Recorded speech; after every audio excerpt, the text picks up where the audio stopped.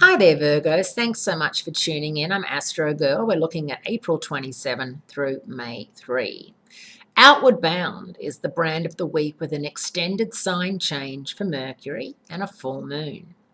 On Thursday, April 30th, Mercury moves out of Taurus in and enters talkative, chatty Gemini.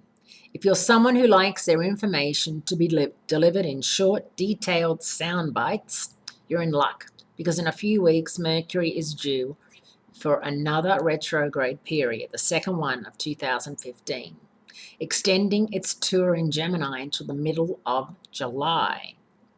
It's going out of phase May 19 through June 11. And in Gemini, it's the sign you share, of course, with Mercury. So it's quite an important part of your cosmic makeup. And it is going to be your 8th house of joint resources and joint investments. So money, how you spend it, how you make it, and how other people are involved in it will become very important and could come up for some heated discussion while Mercury is retrograde. But with Mercury going retrograde, with that said, you know not to do any business wheelings and dealings, not to sign any bank statements, not to refinance, not to do anything like that when Mercury is retrograde. Mercury has the home field advantage in Gemini, and this planet sign combination puts the focus on whatever is current and trendy and makes communications easy, outgoing, and sociable. Although both Mercury and Gemini have a short attention span and a marked tendency to skim over long, involved details, they make a great pair if you want to solve puzzles or close a deal. On Sunday, March 3, the Scorpio full moon brings the week to a rousing close with a fixed square to Jupiter, the planet of good luck. While Jupiter is traditionally a sign of good luck, this square off can mean too much of a good thing. That means you have to be on the lookout for overreactions and overindulging, whether that's overindulging in food or alcohol or gambling or shopping or being online too much or watching too much television or, staying out late at night. That can all be considered an overreaction to something, an overindulgence, and we all do it. We all have our vices.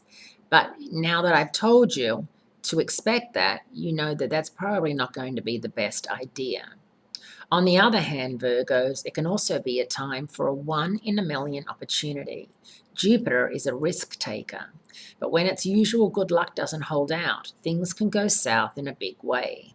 If you can muster up a reasonable amount of restraint, this full moon can be prime time for making cutbacks and bringing unresolved issues to completion. So over the next couple of weeks, get your ducks in a row, Virgo. You know what happens when Mercury goes retrograde. Anything that can go wrong will go wrong is in full effect. It's extremely annoying, but it's something that happens 3 to 4 times a year. This is its second time. So all you can do is grin and bear it and be ready May 19 for it.